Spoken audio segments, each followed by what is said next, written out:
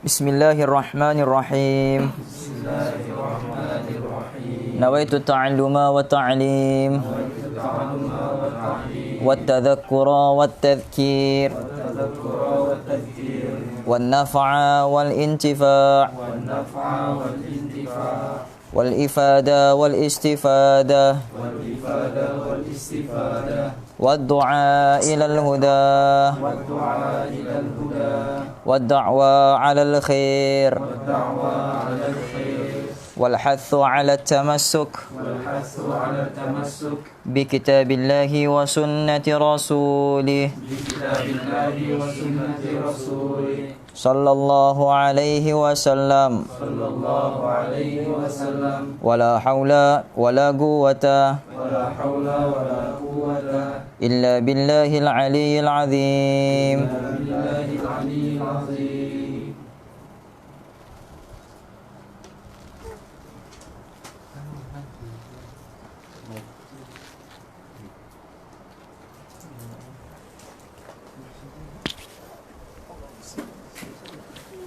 Okey.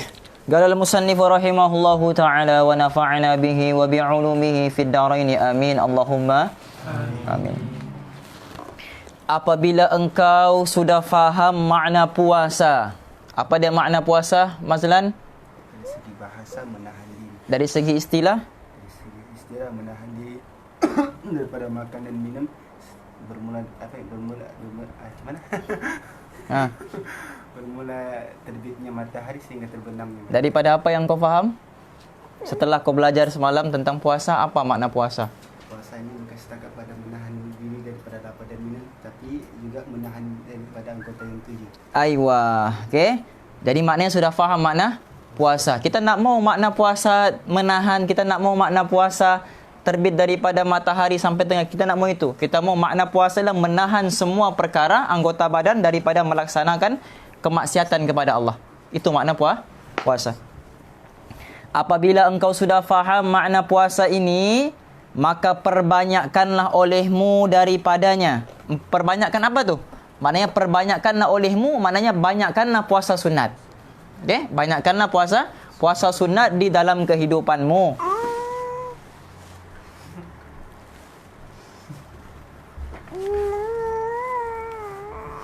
Lagu apa tu nak? Mengikut kemampuanmu. Mengikut kemampuan. Kerana puasa itu adalah asas yang memudahkan segala ibadat yang lain. Kenapa dia kata puasa ni dia akan mudahkan ibadat yang lain? Sebab perkara yang menghalang kita daripada ibadat ialah nafsu. Faham? Innan nafsa la ammaratun bisu. Sungguhnya nafsu ini dia akan ajak kamu kepada su, yakni kepada keburukan, perkara-perkara yang buruk, perkara-perkara yang keji. Jadi untuk mengalahkan nafsu ni dengan amalan berpuasa. Apabila nafsu telah dapat dikalahkan, iman akan naik. Sebab iman dengan iman dengan nafsu ni dia dua benda yang berlawanan. Faham? Dia dua benda yang berlawanan, kan? Jadi apabila nafsu telah kalah, iman akan naik. Faham? Apabila iman kalah, nafsu akan naik. Begitu dia punya perumpamaan. Jadi bila mana puasa sudah dapat mengalahkan nafsu, nescaya nafsu akan jatuh dan iman akan naik. Dengan iman ini manusia boleh mengerjakan ibadat-ibadat yang lain. Mafhum? Sebab tu dia kata di sini apa? Apabila engkau sudah dapat menyempurnakan puasa, nescaya ia akan memudahkan segala ibadat yang lain dan anak kunci kepada segala ketaatan. Apa anak kunci kepada ketaatan? Iman. Itu saja. Anak kunci kepada ketaatan iman. Sebab kalau tak ada iman, antum tak akan mampu untuk buat. Orang yang imannya lemah, jangan kata yang sunat, fardu pun dia akan abai. Tapi orang yang imannya kuat, jangan kata yang fardu, sunat pun dia akan buat. Itu beza antara orang yang imannya kuat dengan iman yang lemah. Iman yang lemah, yang fardu pun dia akan abai. Faham ni? Tapi orang yang iman yang kuat, jangan kata yang fardu, sunat pun dia buat macam fardu. Macam sahabat. Sahabat ni kalau dia sebut sunat, macam fardu sudah. Macam menjadi wajib kepada mereka. Padahal sunat. Faham? Sebab apa? Sebab iman mereka mantap. Oleh kerana itu Rasulullah sallallahu alaihi wasallam bersabda, qalallahu ta'ala kullu hasanatin. Nah, maknanya hadis ini hadis qudsi. Dia kata apa? Rasulullah bersabda. Lepas Rasulullah bersabda, Rasulullah kata qalallahu ta'ala. Allah berfirman. Maknanya ini hadis qudsi, bukan hadis nabawi. Qalallahu ta'ala kullu hasanatin bi'ashri amthaliha ila 700 di'fin illa as-sawm fa innahu li wa ana ajzi bi. Allah berfirman dalam hadis qudsi bahawa setiap kebaikan itu akan digandakan 10 kali ganda. Maknanya satu amal kamu buat akan dapat, dalam Quran sebut apa? Man jaa'a bil hasanati falahu 'asyru amthaliha, dalam surah Al-An'am tu. Okey? Man jaa'a bil hasanah, barang siapa yang buat satu kebaikan, falahu 'asyru amthaliha, niscaya dia akan dapat 10 kali kan? 10 kali ganda. Berak dia ni. Berak, teruskan. Okey? Sehingga sampai 700 kali ganda. Ila 700 di'fin. Okey? Sampailah 700. Kenapa nak? Oh, lol. Amin, bawa dia dengan Amin. Biasa dia tukar anu tu. Enggak, dia punya kepala terhantuk tadi sini.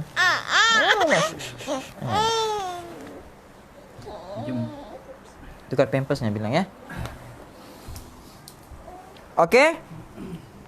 Bahawa setiap kebaikan itu akan digandakan 10 kali sehingga sampai 700 kali ganda. Maknanya kita punya amal kebaikan ni terpulang bagi Allah mau bagi berapa pahala? Sama ada 10, paling bawah yang paling bawah 10. Satu kebaikan 10 pahala. Faham ni? Itu yang paling bawah. Sampailah 700 kali ganda. Ikut sejauh mana kita punya tahap keimanan. Kita punya amal ni dia bukan bergantung kepada kualiti. Dia bukan bergantung kepada kuantiti, tapi bergantung kepada kualiti. Dia tak bergantung kepada banyaknya amalmu. Nanti di hari akhirat amal akan ditimbang. Ditimbang amal ini bukan bergantung kepada banyaknya amalmu, tapi banyaknya imanmu. Faham? Banyaknya kau punya iman. Sebab tu Nabi bagi tahu apa? Barang siapa yang menginfakkan emas sebesar gunung Uhud. Faham? Banyak kan? Barang siapa yang menginfakkan emas sebesar gunung Uhud tidak akan dapat menyamai pahala para sahabat yang menderma sebutir biji kurma. Sebutir biji kurma dengan sebesar gunung Uhud, mana yang lebih besar? Sebesar gunung Uhud lah. Bukan saja gunung Uhud, emas. Faham? Tapi tidak mampu menyamai satu biji kurma yang disedekahkan oleh para sahabat. Kenapa? Sebab iman yang membezakan. Faham? Jadi kita punya beratnya timbangan amal ni, dia bukan bergantung kepada banyaknya amal yang kita buat, tapi sebesar mana iman kita sewaktu melaksanakan amal-amal tersebut. Faham? Okey. Jadi dua rakaat yang paling khusyuk di sisi Allah itu lebih utama daripada 2000 rakaat yang antum buat dalam keadaan tidak khusyuk. Sebab yang dinilai itu dia punya keimanan ketika melaksanakan tu. Faham ni? Begitu. Mengikut keikhlasan dan keindahan amalan tersebut. Okey, ikhlas tu kita tahulah. Faham ni? Apa makna keindahan amalan tersebut? Macam puasa. Macam mana kita mau nampak di mana keindahannya? Solat, kita mau nampak di mana keindahannya? Zakat, kita mau nampak di mana keindahannya? Kata para ulama, keindahan di sini ialah hubungan dengan sunnah. Sunnah Rasul. Ikhlas ni hubungan kita dengan siapa? Hubungan dengan Allah. Keindahan amal tu hubungan kita dengan Rasulullah. Maknanya sejauh mana sunnah yang kita amal sewaktu kita melaksanakan amal tersebut. Misal solat, berapa banyak sunnah dalam solat yang kita buat. Puasa, berapa banyak sunnah dalam puasa yang kita amalkan. Mafhum? Itu maknanya keikhlasan. Dan juga di dalam Quran sebut apa? Dalam surah Al-Mulk. Allazi khalaqal mauta wal hayata liyabluwakum ayyukum ahsanu amala. Siapa yang paling terbaik amalnya di antara kamu. Jadi ulama sebut di dalam tafsir, Fudail bin Iyad kata apa? Maksud ahsan ni dua perkara. Akhlasuhum, benda yang paling terbaik, yang paling ikhlas, akhlasuhum wa aswabuhum. Maksudnya yang mengikuti tepat seperti mana apa yang Nabi buat. Faham? Aswab. Tahu aswab? Sawab. Macam kita kata apa? Allahu a'lam bis-sawab. Faham? Allah lebih mengetahui yang betul.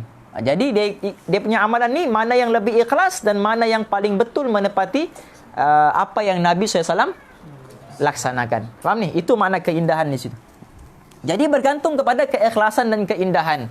Misalnya dia solat dengan biasa, tidak memakai sugi, faham? Tidak memakai tidak memakai pakaian yang bersih, tidak memakai pakaian yang elok, faham ni? Jadi dia punya pahala berbeza dengan orang yang mengamalkan sunnah di dalam sembahyangnya.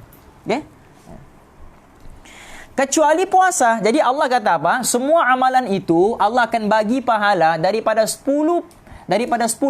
kita kata markah lah. Markahnya 10 sampai 700 kali ganda. Kecuali puasa. Puasa. Allah tidak hitung 700 kali ganda. Allah tidak hitung kurang daripada itu. Okay?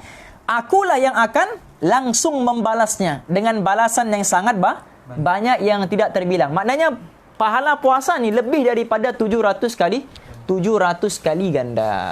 Mafhum?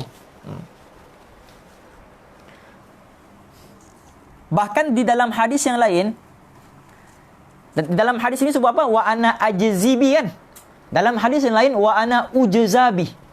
Apa makna ujzabi? Allah sendiri yang akan menjadi pahalanya. Itu maksudnya, faham? Kalau wa ana ajzibi, Allah akan bagi pahala. Tapi kalau wa ana ujzabi, aku sendiri yang menjadi pahala kepada orang yang berpuasa. Maknanya Allah itu sebagai hadiahnya. Faham? Maknanya terlalu besarnya ibadat. Kenapa ibadat puasa ni Allah bagi special begitu? Sedangkan ibadat solat tidak, ibadat sedekah tidak, ibadat zakat tidak, haji tidak, umrah pun tidak. Tapi ibadat puasa Allah bagi special begitu. Kenapa? Sebab ibadat puasa ni dia hampir menyamai macam Allah itu sendiri. Misal manusia ini tidak makan dan tidak minum. Jadi menyerupai Allah yang tidak makan dan tidak minum. Jadi amalan di situ ada menyerupai sifatnya Allah, iaitu tidak makan dan tidak minum. Faham? Maka sebab itu Allah angkat amal ini menjadi amal yang paling tinggi. Bukan maknanya kita mau menyerupai Allah, tidak. Tetapi sifatnya tu. Faham? Allah tidak makan, tidak minum. Manusia pun tidak makan, tidak minum daripada pagi sampai maghrib. Tapi malam itu makanlah, faham? Sebab kita ni manusia. Jelas ni? Jadi ada persamaan di situ. Sehingga Allah angkat puasa tu menjadi amal yang utama.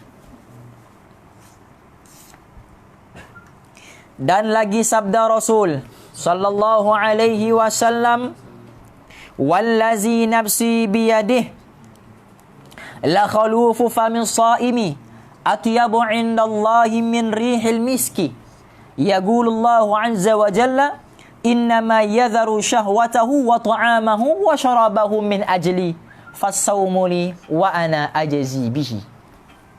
Tengok Nabi bersumpah. Okey? Hadis-hadis Nabi ni boleh tak kita pertikaikan? Tak boleh. Tidak boleh kita pertikaikan. Kata ulama, hadis Nabi yang tak ada bersumpah pun haram untuk kita pertikaikan, apatah lagi hadis Nabi yang Nabi bersumpah di situ. Maknanya level hadis yang Nabi bersumpah dengan level hadis yang Nabi tidak bersumpah jauh sekali. Lebih tinggi kedudukan hadis yang ada Nabi bersumpah di situ. Faham? Okey? Apa Nabi kata? Wallazi nafsi biyadih. Demi Allah yang jiwaku berada di dalam genggamannya, yang berada di dalam kekuasaannya, yang berada di dalam tangannya, genggamannya. La khalufu famin shaim, sesungguhnya bau mulut orang yang berpuasa itu lebih harum di sisi Allah daripada bau minyak kasturi. Faham ni? Maknanya bau mulut orang yang berpuasa tu sangat-sangat dicintai Allah. Faham? Allah yang cinta. Faham ni? Bukan makhluk. Jadi jangan antum kasih cium bau mulut antum dengan orang lain. Sebab yang cinta tu Allah. Allah berfirman, hambaku rela meninggalkan syahwatnya, makanannya dan minumannya kerana semata-mata mencari keredaanku. Maka puasanya adalah untukku dan akulah yang akan terus membalasnya. Faham ni? Dan lagi sabda Nabi sallallahu alaihi wasallam, lil jannati babun, okey, yugalu lahu ar-rayyanu la yadkhuluhu illa shaimuna. Di dalam syurga kata Nabi ada satu pintu yang namanya Ar-Rayyan. Syurga Allah ni banyak pintu. Ada pintu untuk orang yang suka bersedekah, ada pintu orang yang suka bangun malam, ada pintu untuk orang yang selalu jaga solat di awal waktu, ada pintu untuk orang yang selalu selalu pergi umrah, ada pintu untuk orang yang selalu naik haji, banyak-banyak pintu. Faham ni? Tapi di antara banyak-banyak pintu ni, pintu yang paling istimewa sekali namanya Ar-Rayyan. Pintu yang paling istimewa sekali ialah Ar-Rayyan. Okey? La yadkhuluhu illa shaimun, dan tidak dimasuki pintu ini kecuali bagi orang-orang yang berpuasa sahaja. Puasa apa tu? Puasa sunat ke puasa Ramadan? Puasa Ramadan. Faham? Puasa Ramadan.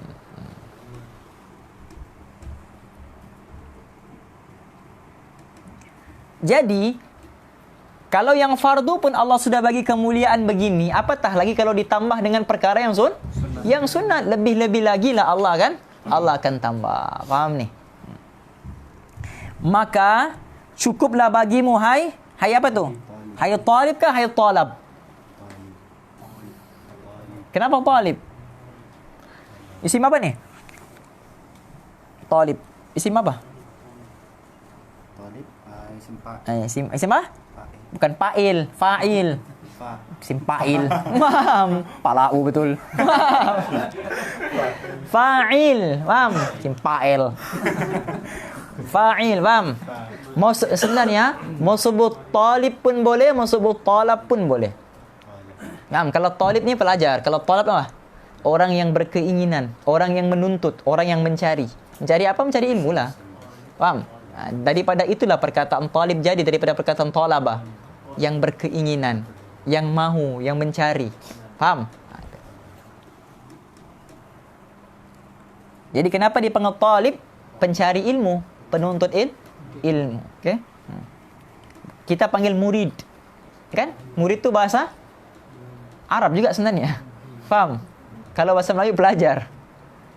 Murid itu daripada bahasa Arab, daripada perkataan apa? Macam kita kan arada, yang berkeinginan. Murid, orang yang berkeinginan. Faham? Okey? Muridun. Orang yang berkeinginan. Suatu Allah berkata dalam hadis qudsi, inni urid wa anta turid wa la yakunu illa ma urid. Aku ada keinginan, kamu pun ada keinginan. Wa la yakunu illa ma urid. Dan tidak akan berlaku semua keinginan, kamu punya keinginan tidak akan berlaku, yang akan berlaku hanya keinginanku. Faham? Jadi murid tu isim fa'il lah juga. Faham? Orang yang berkeinginan untuk mencapai ilmu. Murid. Okey?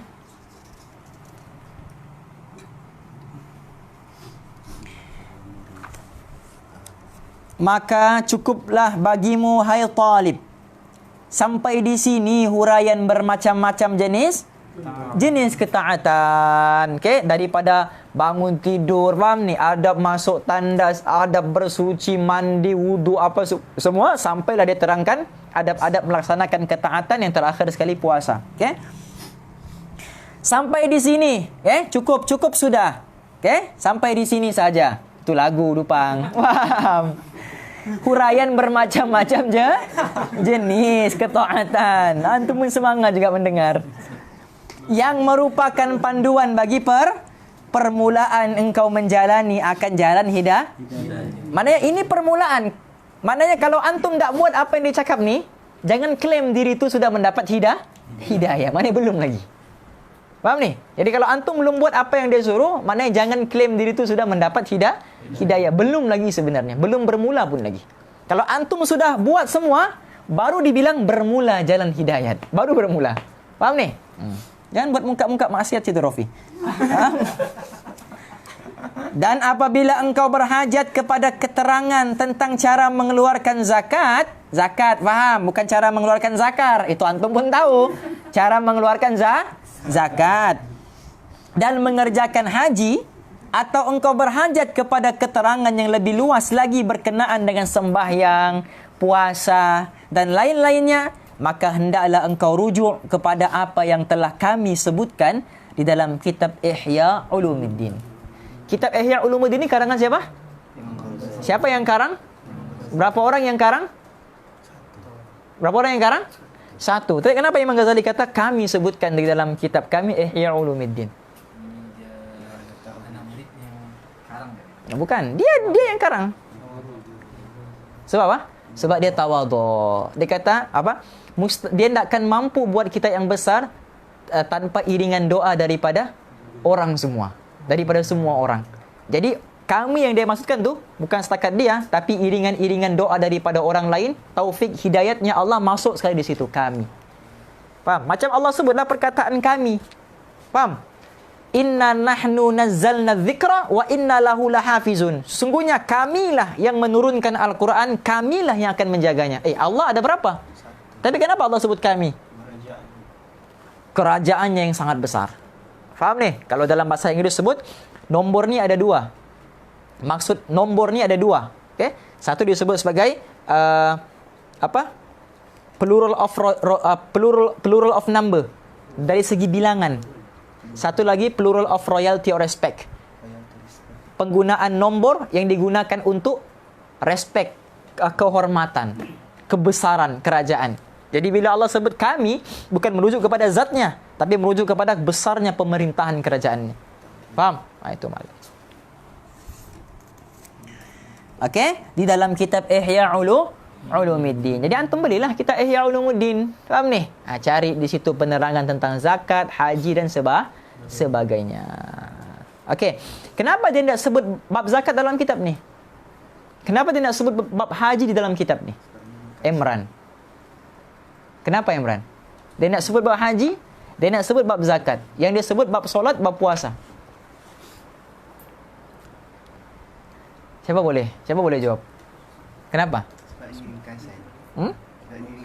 Kitab-kitab matan fiqh yang lain pun ringkasan juga, tapi masuk juga bab haji, bab zakat apa semua.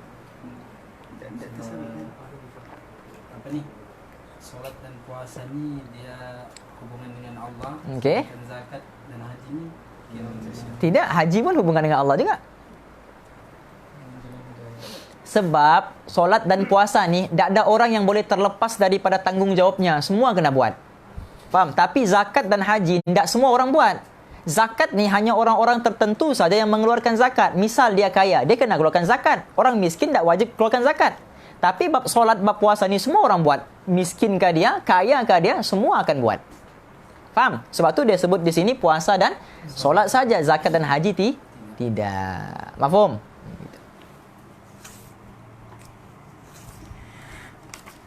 Baik, masuk dalam bab yang baru, bahagian kedua pula.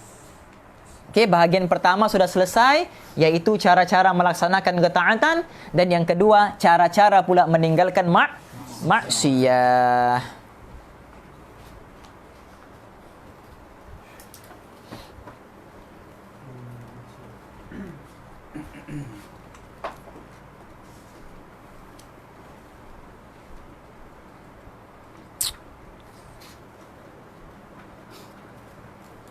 Okey?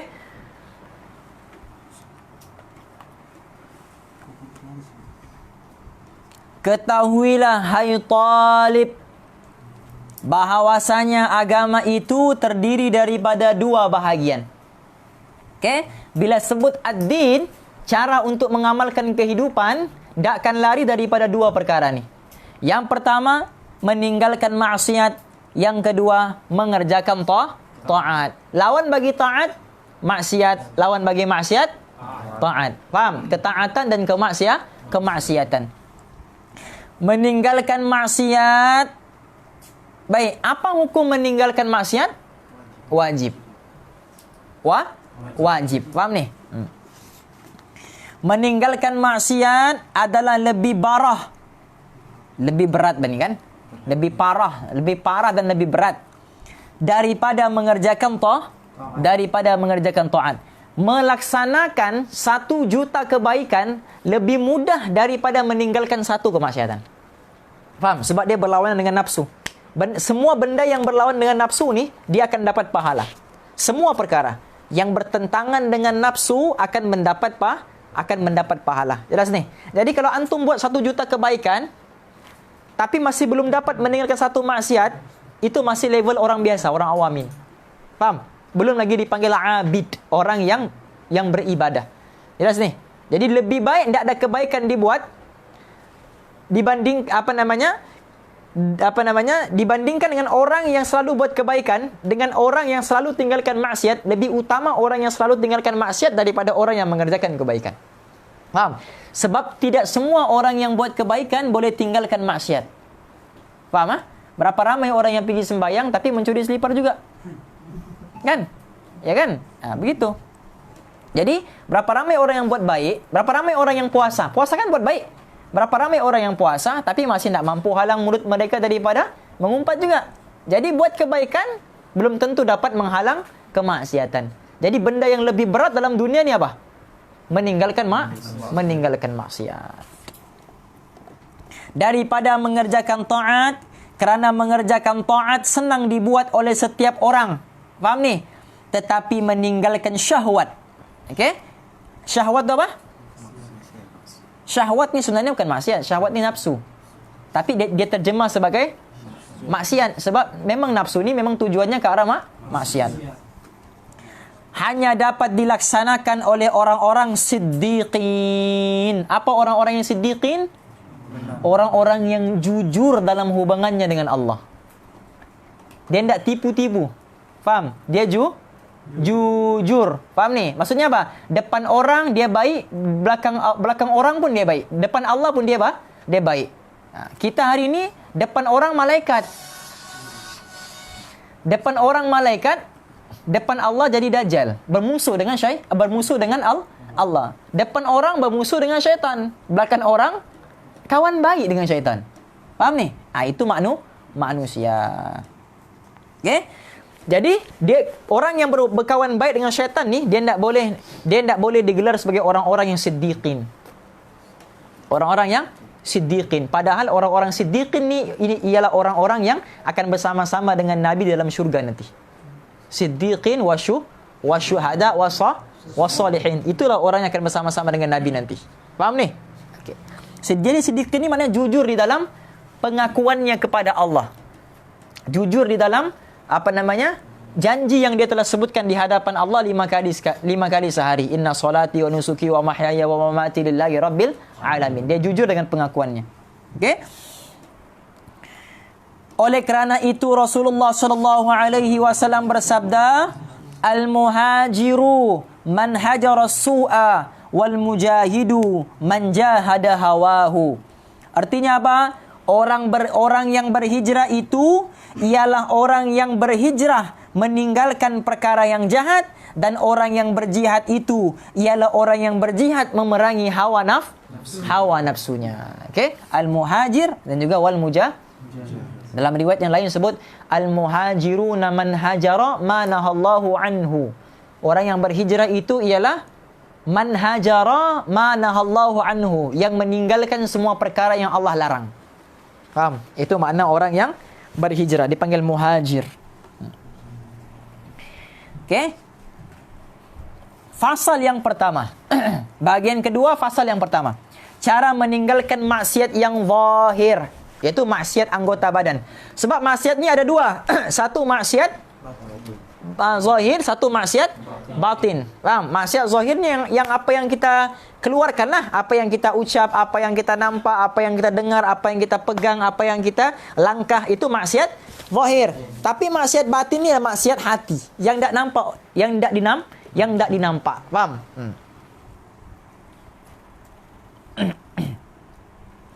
Ketahuilah bahawasanya apabila engkau melakukan sesuatu maksiat, maka sebenarnya engkau melakukan maksiat itu dengan menggunakan anggota badanmu yang merupakan nikmat Allah. Faham? Jadi nikmat ni dia boleh menjadi sebesar-besar pahala, dan nikmat itu juga boleh bertukar menjadi sebesar-besar dosa. Faham? Itu nikmat yang Allah bagi boleh bertukar menjadi sebesar-besar pahala dan boleh bertukar menjadi sebesar-besar dosa.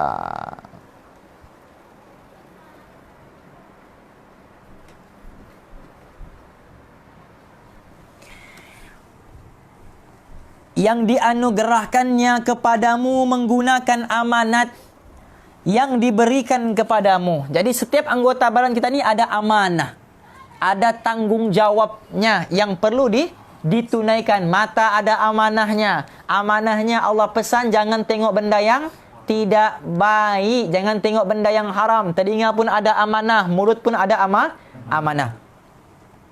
Jadi, ketika engkau menggunakan anggotamu untuk melakukan maksiat, bermakna engkau menyalahgunakan nikmat yang dianugerahkan dan mengkhianati terhadap amanat yang diberikan. Maknanya apa? Zolim. Faham ni? Dia menggunakan nikmat Allah bukan pada tempatnya. Jelas? Dan engkau apa ni? Anggotamu. Oh, tak ada huruf anu sini. Dan anggotamu adalah rakyatmu. Okey? Maka hendaklah engkau berfikir baik-baik bagaimana sepatutnya engkau menjaganya. Faham? Semua kita ni adalah raja. Hati kita ni adalah raja. Diri kita adalah raja. Nafsu kita adalah raja. Okey, yang akan memimpin kita punya diri. Telinga, mata, tangan, kaki adalah rakyatnya. Rakyat akan mengikuti perintah rajanya. Kalau rajanya kata buat maksiat, rakyat akan ikut buat maksiat. Kalau rajanya kata taat perintah, rakyat akan ikut taat bermula daripada perintah sang raja. Jadi dalam diri tadi akan ada menjadi dua raja yang akan bertarung untuk menjadi raja. Nafsu dan juga takwa. Faham ni? Seperti mana sabda Rasulullah sallallahu alaihi wasallam, "Fakullukum ra'in wa kullukum mas'ulun an ra'iyatihi." Maka kamu semua adalah rakyat, adalah pengembala, adalah pemimpin, dan kamu semua akan dipertanggungjawabkan terhadap apa yang kamu pimpin. Jangan kamu fikir pemimpin ni hanya ketua sahaja. Faham? Oh, maknanya bapa akan ditanya oleh Allah terhadap nikmat isteri dan juga anaknya sebab dia pemimpin. Jangan kamu kata, oh Najib nanti akan ditanya sebab dia pemimpin. Jangan kamu kata nanti Syafi'i Abdal akan ditanya. Faham? Sebab apa? Sebab dia pemimpin. Tidak. Jangan antum tengok terlampau besar sangat. Tengok diri antum sendiri. Antum pun pemimpin. Bukan pemimpin kepada anak antum. Bukan pemimpin kepada isteri antum. Pemimpin kepada diri antum sendiri. Kerana antum adalah raja, pemimpin antum adalah anggota badan antum sendiri. Faham? Itulah yang Allah akan pertanyakan nanti di hari akhirat. Apa yang kamu guna dengan mata kamu? Apa yang kamu guna dengan telinga kamu? Apa yang kamu guna dengan tangan dan kaki kamu? Faham? Dan ketahuilah olehmu bahawasanya semua anggotamu akan bersaksi ke atas segala perbuatanmu di padang mahsyar kelak dengan menuturkan perkataan yang lancar dan juga terang. Bila mana Nabi bacakan ayat Al-Quran kepada para sahabat, idza zilatil ardu zilzalaha fa akhrajatil ardu athqalaha wa qala al insanu ma laha yauma idzin tuhadditsu akhbaraha. Bila mana Nabi bagi tahu ayat itu kepada para sahabat, terus Nabi tanya kepada para sahabat. Dia kata, hal ta'lamuna ma akhbaraha? Adakah kamu mengetahui apa makna ma akhbaraha? Bumi akan berkata-kata. Sahabat kata, Allahu wa rasuluhu a'lam. Kemudian sahabat kata Allah lebih mengetahui, Rasul lebih Sahabat ni dia punya level alim dia ni mengalahkan semua mufti. Kumpullah semua mufti dalam dunia ni, tak dapat dikalahkan, tak dapat mengalahkan satu alim yang orang sahabat. Tapi walaupun sahabat ni banyak tahu benda, tetap mereka tawaduk dengan Nabi mengatakan Allah dan Rasul lebih mengetahui. Itu sifat sahabat. Faham ni? Kemudian Nabi bagi tahu maksud akhbaroha ni ialah apa? Nabi kata an syahada ala ummatin au ala abdin. Bumi akan menjadi saksi kepada semua hamba ataupun semua hamba atas apa yang dia lakukan di atas badannya sewaktu di dunia, di atas tanah. Bumi itu akan kata amil takadha wa kadha fi yaumin kadha wa kadha fi waqtin kadha wa kadha. Bumi akan kata apa? Wahai Allah, Sidon. Contoh, faham? Sidon. Amil takadha wa kadha. Dia buat sekian-sekian. Fi yaumin kadha wa kadha. Pada hari sekian-sekian. Fi waktin kadha wa kadha. Pada waktu sekian-sekian. Dengan orang-orang sekian-sekian-sekian. Faham? Detail. Semua sekali dia cerita. Ini pula dia buat ini hari begini, waktu begini, jam begini. Dengan si ini dia buat begini. Kemudian lepas tu pula dengan si ini dia buat begini. Semua dicerita. Faham? Bumi pun akan menjadi. Tak boleh lepas nanti di hari akhirat. Sebab apa? Sebab tangan jadi saksi. Faham? Al-yawma nakhtimu ala afwahihim wa tukallimuna aydihim wa tashhadu arjuluhum bima kanu yaksibun. Tangan jadi saksi, kaki akan jadi saksi. Faham ni? Bumi pun akan jadi saksi. Sebab itu kita disunatkan beramal. Kalau sembahyang sunat, lepas antum sembahyang di suatu tempat, disunatkan untuk pindah-pindah tempat. Faham? Jangan di tempat yang sama. Di situlah antum sembahyang duha, di situlah antum sembahyang tahiyat, di situlah antum sembahyang taubat, macam-macam tempat yang sama. Tidak. Beza-beza tempat. Faham? Sof pertama, pergi pula sof yang kelima, pergi pula sof yang ketujuh, pergi pula sof yang ke-30 misalnya. Tukar-tukar tempat. Supaya apa? Supaya banyak saksi nanti di hari akhirat. Faham ni? Supaya banyak saksi yang menyaksikan amal-amal kebaikan yang kita buat. Okey?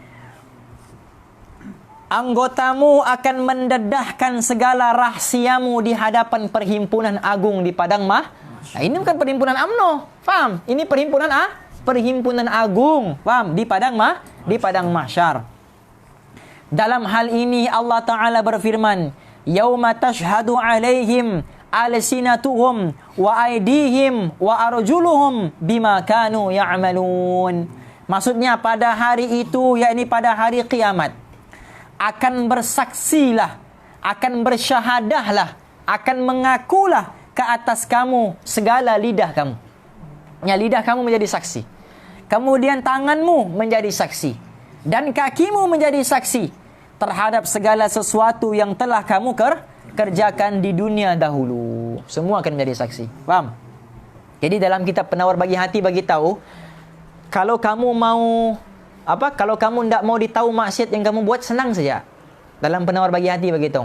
Syekh Abdul Qadir bin Abdul Muttalib al-Indonesia al-Mandili. Dia beritahu apa? Kalau kamu tidak mau orang tahu ataupun bumi tahu kamu buat maksiat, senang saja. Ada dua perkara. Yang pertama sekali, keluar daripada bumi ini kalau mau buat maksiat. Jangan kata bumi ini, keluar daripada tempat yang Allah tidak tahu. Cari tempat yang Allah tidak nampak. Buat maksiat di situ. Satu. Yang kedua, tanggalkan semua kulit-kulitmu. Kalau mau buat maksiat, buka kulit ni, cabut. Sebab apa? Sebab nanti ini menjadi saksi di hari akhirat. Jadi kalau mau buat maksiat, cabut dulu. Supaya tidak ada buat maksiat don. Faham ni? Dia punya tangan cabut, kaki cabut. Faham ni? Sebab itu akan menjadi saksi. Jadi kalau tidak mau saksi nanti, cabut semua ni. Baru boleh buat maksiat. Faham? Jadi, yang pertama pun antum sudah gagal. Mau cari tempat yang Allah tidak nampak. Ada? Mana ada? Faham ni? Mau buat maksiat, Nawi? Cari tempat yang Allah langsung tak nampak. Di bawah jambatan Allah nampak. Nawi? Faham? Di bawah jambatan Allah nampak. Faham ni? Kemudian yang kedua, cabut semua kulit. Faham ni? Jadi kalau antum mau hisap gam ke apakah? Buat dua tempat ni. Cari dua perkara ni. Faham ni? Keluar daripada bumi, cari tempat. Oh Ustaz, di Pluto lah kalau begitu. Pluto pun Allah tahu. Allah yang cipta. Di mana lagi? Sebut. Planet Namek lah ni Ustaz. Planet Namek. Tahu Planet Namek? Tak tahu Planet Namek? Wah, tempat Dragon Ball tu. Yang ada nenek atok tua tu yang di atas kan, yang dia naik tangga tinggi tu kan. Kan Planet Namek namanya kan? Itu Planet Namek tu yang ada jalan ular tu. Sebelum sampai planet tu dia ada jalan. Ustaz dulu pergi situ, antum tahu? Wah. Di situ pun tidak ada tempat lah dalam dunia ni yang Allah tidak tahu. Jelas ni. Jadi kata Syekh Abdul Qadir, dia kata, kalau dua tempat ni antum tak boleh buat, faham? Kalau begitu cara yang paling terbaik, tinggalkanlah maksiat tu. Faham? Tinggalkanlah maksiat tu. Sebab memang tak boleh lari juga daripada penglihatan Allah.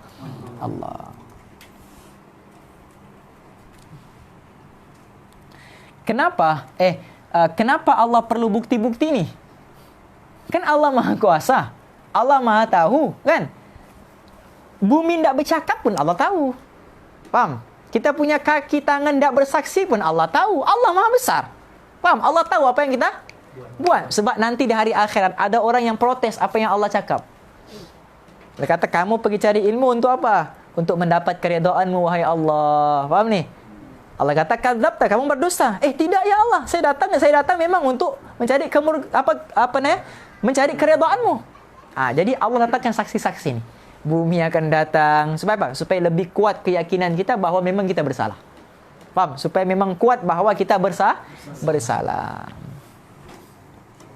Okey?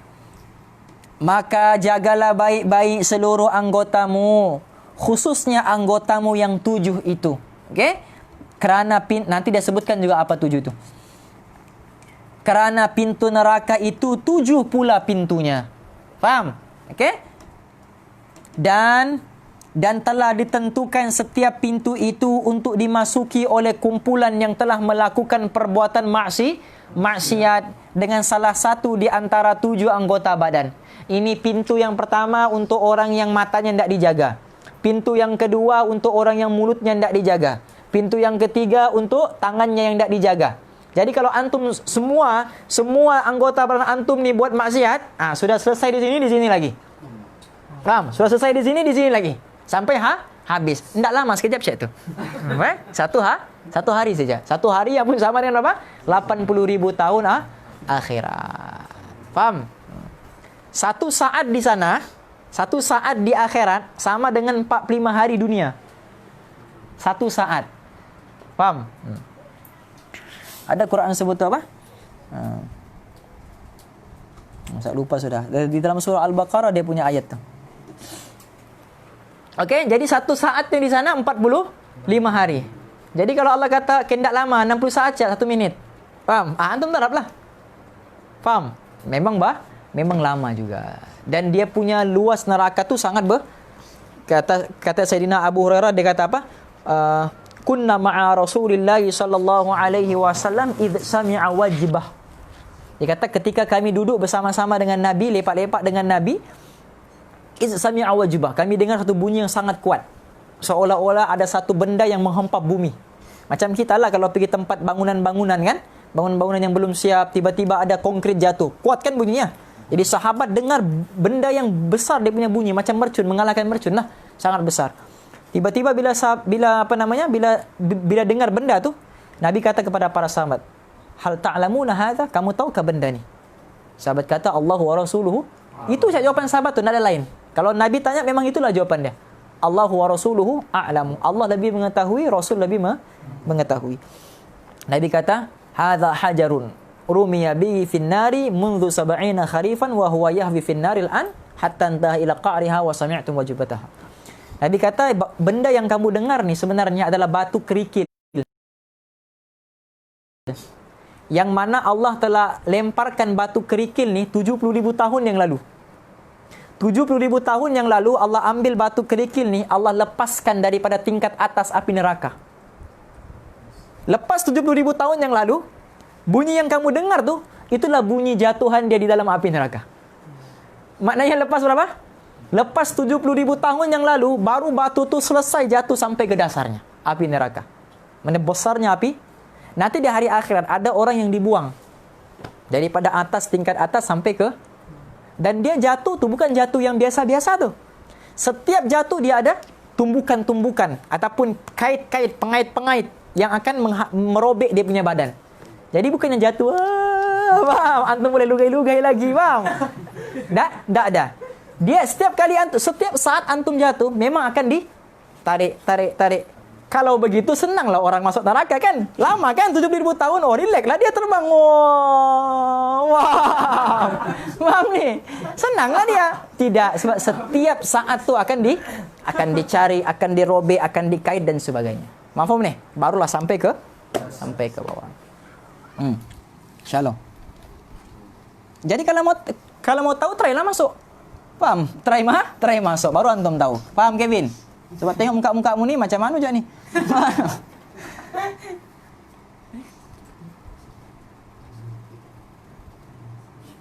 Okey?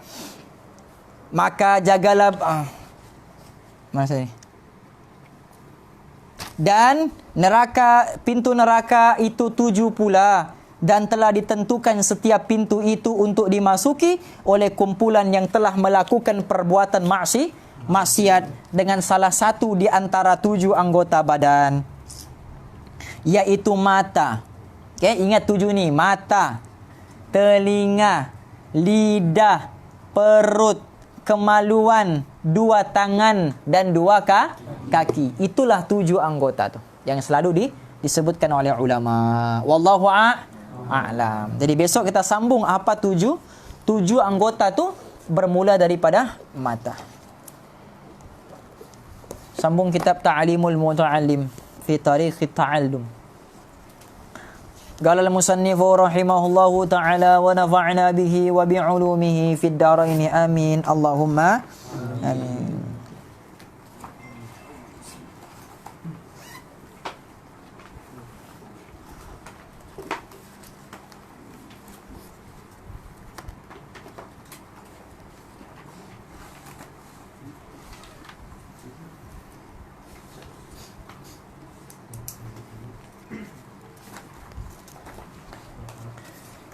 Okey, kita sudah belajar tentang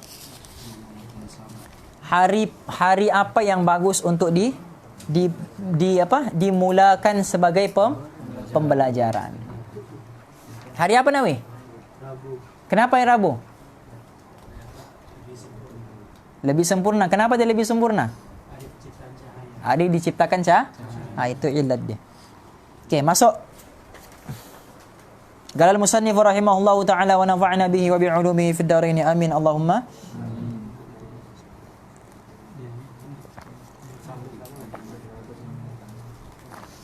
wa yanbaghi. Siapa ada kitab? Baca. Yang matan Arabnya ada kan? Siapa? Ismail baca. Asyik si Mazlan siap. Okey, Mail lagi. Nanti.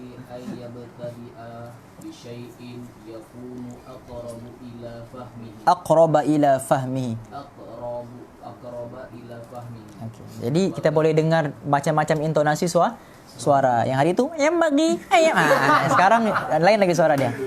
Okey, garau lagi. Oh, yang bagi ayam tadi. Wah, paham. Okey, dia kata apa? Wa yanbaghi ayyabtadi bi syai'in.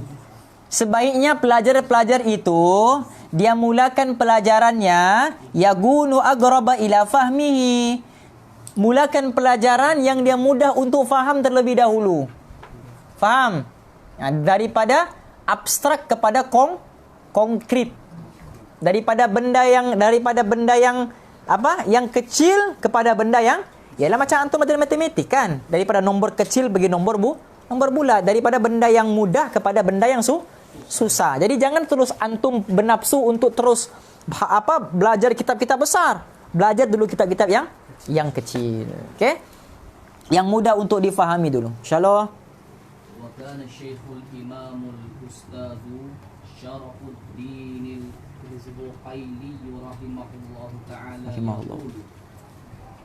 As-sawabu 'indi fi hadza ma fa'alahu masyayikhuna rahimahumullah fa innahum kanu yakhtaruna lil mubtadi'i sigaratil mabsuti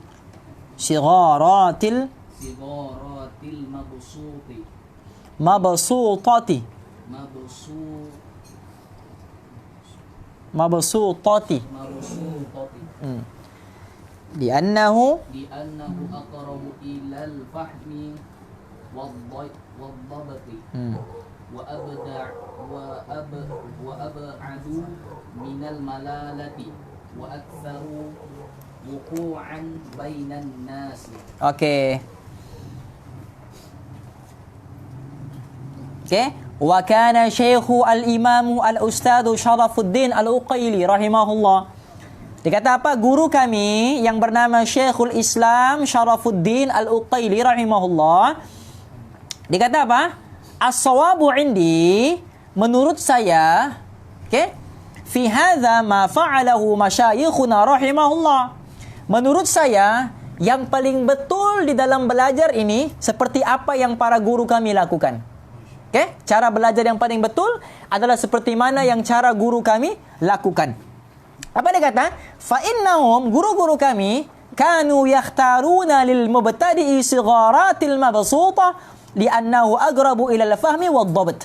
Dia kata apa? Guru kami, mereka akan pilih untuk murid-muridnya yang baru. Faham? Untuk murid-muridnya yang baru ni, mereka akan pilih apa? Sigharatil mabsutah. Kitab-kitab yang kecil.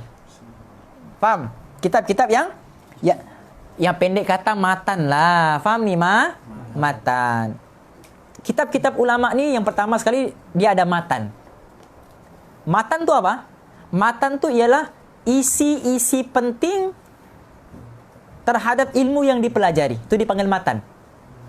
Okay, isi penting. Okay, itu dipanggil matan. Isi penting terhadap satu-satu cabang ilmu. Tanpa syarahan. Isi penting saja. Dan syarahan daripada guru tu. Faham? Misal macam risalah jami'ah kan? Mana dah dia sebut apa namanya? Yang panjang-panjang, dia sebut yang pendek-pendek saja. Bergantung kepada ustaz itulah yang akan mensyarahkan panjang. Faham ni? Itu matan.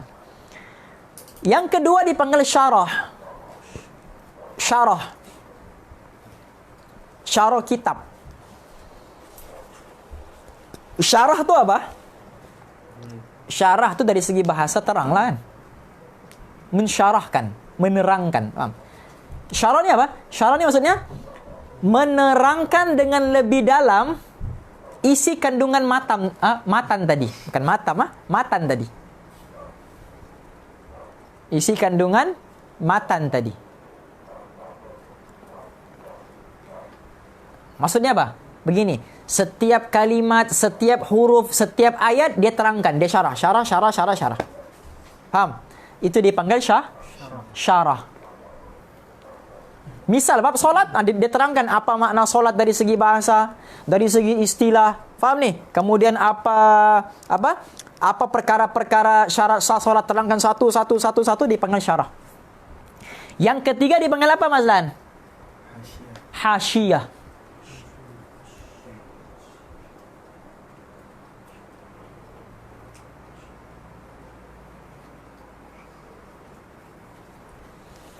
Hasyiyah tu apa? Mas Lan. Syarah bagi syarah. Siapa cakap hasyiyah tu syarah bagi syarah? Salah tu. Hasyiyah bukan syarah bagi syarah. Kalau syarah bagi syarah, syarah juga nama dia.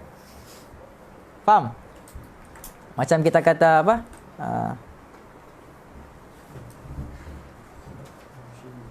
Misalnya dia ada buat kitab namanya Risalah Jami'ah, misal contoh ya. Dia ada buat kitab Risalah Jami'ah. Okey. Kemudian ada kitab mensyarahkan Risalah Jami'ah. Namanya apa? Dalalatun Nafi'ah. Misal, okey? Dalalatun Nafi'ah. Kemudian ada pula kitab syarah pula Dalalatun Nafi'ah. Faham? Itu belum dipanggil syarah lagi. Syarah juga. Masih syarah juga. Misalnya misal contoh nama kitab, kita ambil contoh Risalah Fiqhiyah lah misalnya. Okay? Risalatul Fiqhiyah bisyarhi Dalalatun Nafi'ah bisyarhi Risalatul Jami'ah. Mana syarah di dalam syarah. Belum panggil hasyiyah lagi. Okay, apa itu hasyiyah? Hasyiyah ni dipanggil ta'liqat. Hasyiyah ni dipanggil komentar-komentar. Komen. Dia begini, misal. Okay, fokus dulu. Kalau syarah, okay, misal bab solat kan? Matan tu bab solat. Dia syarah matan tu. Khusus itu saja. Tapi kalau hasyiyah, dia masukkan pandangan-pandangan yang lain daripada kitab-kitab yang lain yang tak semestinya tentang solat. Dia mungkin masukkan syair Arab berkenaan dengan makna solat. Dia mungkin masukkan apa makna solat dari segi pandangan ulama bahasa Arab, dari segi pandangan ulama fiqh, dari segi pandangan ulama hadis. Jadi dia tidak bertumpu kepada satu bab saja. Dia masuk. Itu dipanggil hasyiyah. Faham? Itu dipanggil hasyiyah. Bukan fokus satu tapi dia masuk banyak rujukan. Ulama ni kata ini bab solat, ulama ni kata ini. Ulama ni kata ini pula bab solat. ulama yang ketiga ni pula cakap ini makna solat. Ulama yang keempat ni pula kata ini. Itu dengan hasyiah. Dia masuk semua. Faham? Itu makna hasyiah. Kalau syarah atas syarah pun dipanggil syarah juga. Faham?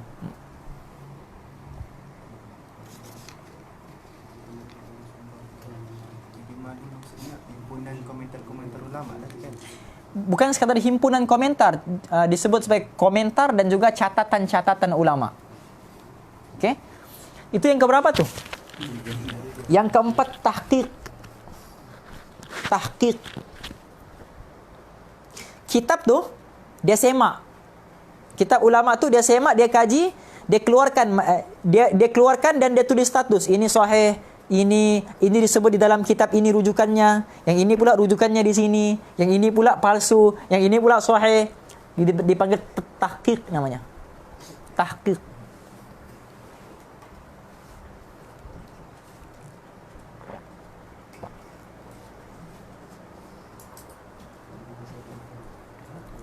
Okey, itulah lebih kurang. Ada banyak lagi sebenarnya, ta'liqat, ada tahsin, ada tahsis, itu ada takhsis, ada tapi tak berapa penting lah tu. Yang penting antum tahu yang ini. Okey? Macam kitab Qurratul Ain. Okey? Matan kitabnya Qurratul Ain. Ada syarahnya Fathul Mu'in. Faham? Lepas Fathul Mu'in pula ada hasyiahnya pula I'anatul Talibin. Kan? Daripada matan Qurratul Ain mau terangkan Qurratul Ain tu, ulama buat pula kitab syarah namanya Fathul Mu'in, syarah Qurratul Ain. Faham? Kemudian hasyiahnya pula ada komentar-komentar semua dikasih masuk, dipanggil hasyiah I'anatul Talibin bi syarhi Fathul Mu'in bi syarhi Qurratul Ain. Faham? Jadi dia ada banyak peringkat. Faham tak, Don? Nanti kau mesej lagi, faham sudah aku muallim. Faham ni? Jelas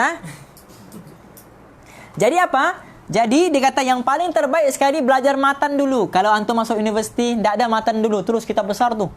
Terus Bukhari. Faham? Itu yang bebal-bebal semua.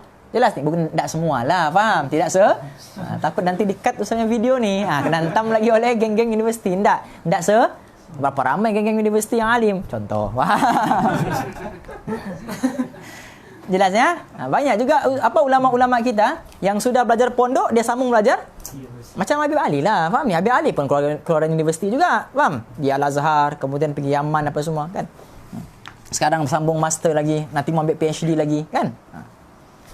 Okey? Jelas Yang matan-matan dulu. Yang paling dia kata yang paling berkesan sekali untuk menuntut ilmu ni, yang paling baik ialah belajar matan dulu. Jelas? Matan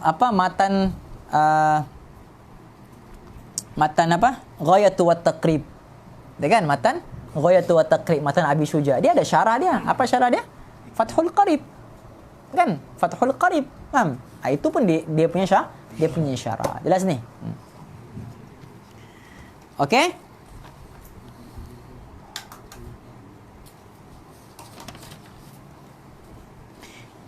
Kanu yakhtaruna lil mubtadi'i sigharatil mabsutati. Mereka pilihkan untuk anak muridnya kitab-kitab yang baru, yang kecil.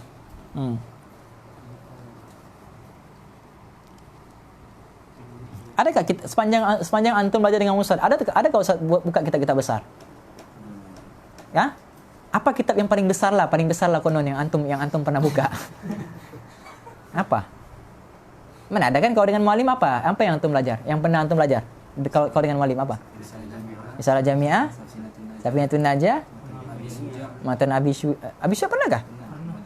Tapi tidak habis kan? Abi Syuja, lagi Baiquniyah, Penawar Bagi Hati, Syama'il, ada sebab bulu. Kan? Mana ada yang besar apa? Tidak ada yang besar-besar. Faham ni? Jadi belajar yang asas dulu. Okey, asas dulu. Lepas antum sudah belajar sesuatu, baru naik peringkat yang lebih besar. Faham ni? Okey? Kerana apa? Aqrabu ilal fahmi wadhabti. Kerana itu akan mudahkan mereka untuk faham dan mudahkan mereka untuk dhabit. Apa makna dhabit di situ? Hafal. Dhabit di situ dengan makna hafal. Okey? Sebab Kalau antum belajar ilmu hadis, antum akan ini penting, ini base-nya kalau antum banyak belajar ilmu. Sebab antum boleh kait-kait. Tabit di sini dengan makna hafal. Kenapa? Sebab di dalam ilmu hadis untuk menguatkan kita punya hafalan hadis tu, dia perlu kepada dua. Yang pertama dhabtus sadr, yang kedua dhabtul kitabah. Hafal dari segi hafalan, kemudian hafal dari segi tulisan. Kuat dari segi hafalannya, kuat dari segi macam Abu Hurairah dia dah ada tulis, dia main hafal. Sebab memang Nabi doakan dia. Bila Nabi kata siapa yang mau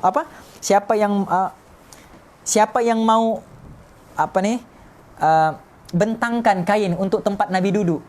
Faham? Rida, selendang untuk tempat Nabi duduk. Maka Abu Hurairah pun ambil dia punya selendang, bentangkan di tempat duduk, kemudian Nabi duduk di atas selendangnya. Kemudian Nabi panggil Abu Hurairah, Nabi pegang dia punya dada, Nabi kata, kau selepas ini tidak akan lupa lagi apa yang aku sabdakan. Tentu sampai sekarang lagi tu. Seluruh kehidupan Abu Hurairah dia tak pernah lupa hadis Nabi.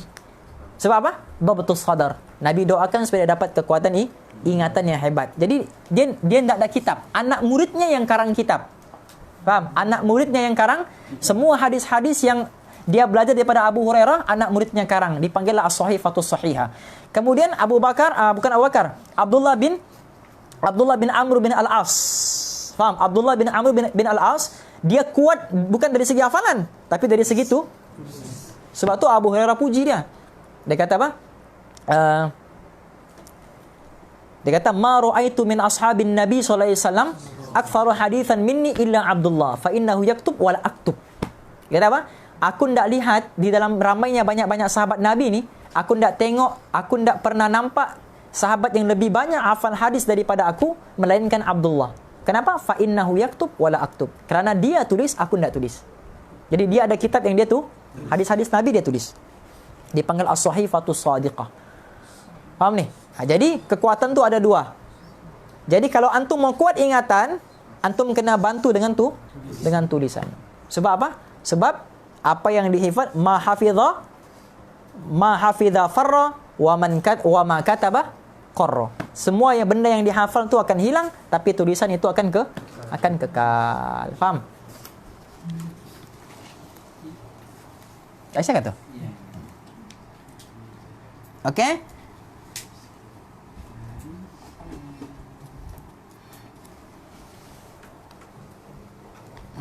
Dekat tudung sudah. Allahu Akbar. Assalamualaikum. Ay. Dan ke mana bapa nak? Bapa ngajar. Okey? Wa ab'adu minal malalati wa aktharu wuqu'an bainan nasi. Okey? Serta apa? Wa ab'adu minal malalah. Dan kitab-kitab yang tak terlampau panjang sampai menjemukan. Faham? Sampai menjemukan. Okey? Wa aktsaru wuqu'an bainan nas, dan kitab-kitab yang banyak pengaplikasiannya di tengah-tengah masyarakat. Faham ni? Yang banyak masyarakat perlukan. Begitu. Okey? Ini ndak. Antum masuk masjid mengajar bahasa Arab. Yang datang tu yang tinggal gigi tinggal 2. Faham ni? Yang memang kubur panggil mari. Faham ni? Dorang tak perlu benda tu. Bahasa Arab tu dorang tak bahasa Arab tu antum yang perlu, dorang tak perlu. Jadi antum masuk sana mengajarlah kitab fardu ain yang lebih mudah, mengajar kitab tasawuf untuk orang-orang tua ni kan. Mengajar kitab tasawuf. Faham? Supaya bersihkan hatinya, jangan suka Jangan suka sangka buruk dengan orang, jangan suka itu, bertaubat banyak-banyak, banyakkan zikir, banyakkan itu untuk orang-orang tu, untuk orang-orang tua. Jelas ni? Alhamdulillah. Okey. Insyaallah. Yang bagi ayyuhan yaqassadu ba'da dhabati wal i'adati kathiran fa innahu nafi'un jiddan wa la yaktubu. Okey. Wa yang bagi ayyu'alligas sabq, dianjurkan kepada murid agar membuat apa? Yu'alliq. Apa ya yu'alliq ni? Ta'liq ni maknanya apa? Komentar. Bukan komentar. Apa ni maknanya?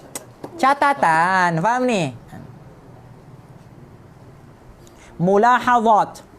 Catatan. Pendek kata beginilah, petaminda. Tahu petaminda? Petaminda. Misal macam okey. Siapa ada kertas kosong misal? Peta minda. Kenapa nak? Kenapa? Hah? Kenapa sayang? Ini. Nah, peta minda tuh misalnya begini. Misal rukun-rukun solat, kan? Antum buat di sini. Dia punya tajuk besar, rukun solat di sini. Lepas tu rukun solat terbagi kepada berapa? 4 kan? Antum buat sini 4. Rukun qalbi, rukun kauli, rukun fi'li, rukun ma'nawi. Faham? Lepas tu antum tulis sini pecahannya. Buatlah macam bunga-bunga begini. 1 2 3 begitu. Faham? Ataupun misal di sini antum buat tengah-tengah nih. Syarat sah puasa. Buat begini. 1 2 3. Dibuat dari sini awan-awan kah? Love kah? Faham? Bintang-bintang kah? Faham? Black metal lah betul. Faham? Begini. Mata kah 1 dajjal. Faham nih? Jelas? Itu dipanggil apa? Peta min. Jazakumullah khair. Itu peta minda. Jelas? Okey? Itu dia panggil ta'liq. Okey? Ba'da dhabti wal i'adah kathiran. Okey? Selepas dia menghafal dia punya pelajaran dan sering diulang-ulang, mesti ulang-ulang tu. Faham? Kalau macam budak-budak SPM, budak-budak sekolah kan, mana dia mau baca buku teks besar-besar tu? Faham ni? Jadi ambil kertas, tulis poin-poin penting je. Jadi nanti yang dibaca mana? Bukan buku teks, yang dibaca poin-poin penting tu. Begitu. Faham ni? Supaya lebih mudah untuk kita hafal. Kenapa? Fa innahu nafi'un jiddan. Kerana dengan membuat ta'liq ini merupakan banyak dia punya manfaat yang sangat berguna. Insyaallah. Ini paling penting nih. Mana kita tadi nak? Ini sayang, ini. innahu yurisu kalalata tab'i wa yuzhibul fitnata wa yubayyi'u awqatahu. Wala yaktubal muta'allimu syai'an la yafhamuhu. Janganlah pelajar itu menulis sesuatu yang dia sendiri pun tak faham nanti. Faham? Terlampau cepat. Faham? Kali balik rumah apa yang aku tulis ni? Faham? Dia kata jangan buang masa begitu. Faham ni? Jangan buang masa. Biar antum lambat asalkan antum dapat tahu apa yang antum. Sebab apa? Sebab kita sudah belajar kan? Sebab benda itu akan apa? Akan membuat dia menyesal nanti di waktu tuanya, kan? Begitu. Okey? Fa innahu yurithu kalalati tatab'i. Kerana itu apa? Akan menyebabkan dia punya tabiat ni berterusan. Menumpulkan dia punya tabiat, mengurangkan dia punya tabiat untuk menulis dengan cantik nanti. Balik-balik tulis buruk, memang tak ada keinginan sudah untuk tulis cantik-cantik sebab sudah terbiasa. Faham ni?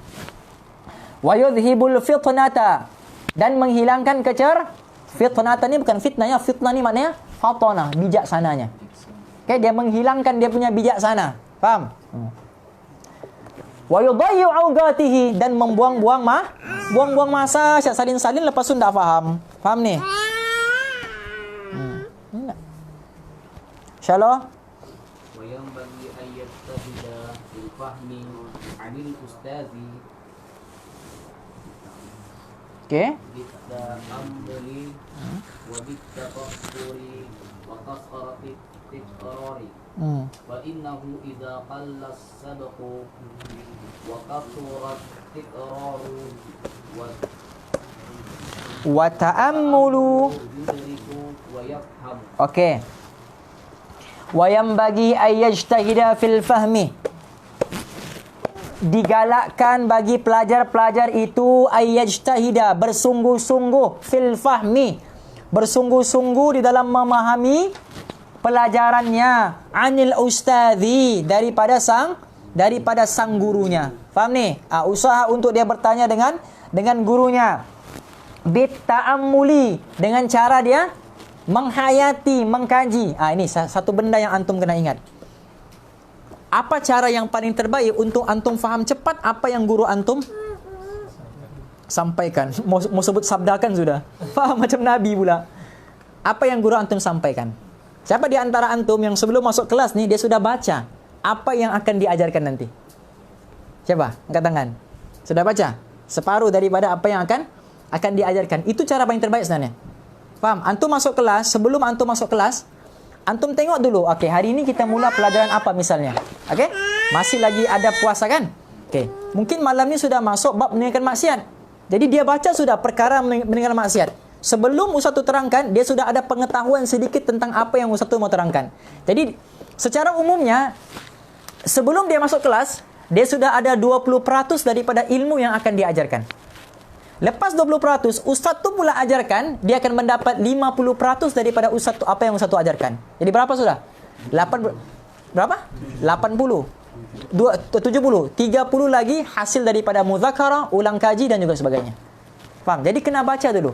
Misal besok kita masuk bab baru misalnya lah. Misal masuk bab baru apa? Bab tentang adab bersahabat. Besok, misal. Jadi dia pun balik rumah, dia baca dulu adab bersahabat. Sebelum masuk kelas, dia baca dulu adab bersahabat. Baca. Kemudian besoknya Ustaz tu terangkan, dia sudah ada ilmu pengetahuan sedikit terhadap apa yang Ustaz tu mau sampaikan. Itu cara cara belajar paling terbaik. Tak kisahlah belajar madrasah kah, belajar sekolah kah. Faham? Besok belajar sains sebab ini. Dia sebelum masuk kelas dia baca sudah. Itu cara paling terbaik. Faham ni? Okey? Itu makna dia menghayati tu. Faham? Wa tafakkuri, kemudian dia memikirkan, dia mengkaji. Wa kathrati tiqrar, memperbanyakkan mengulang kaji. Fa innahu idza galla sabgu wa kathura tiqrar wa ta'ammulu yudriku wa yafham. Kerana jika pelajaran baru itu sedikit, okey? Dan sering dia ulang-ulang sendiri serta dihayati maknanya, maka akhirnya dia akan dapat mengerti dan juga faham.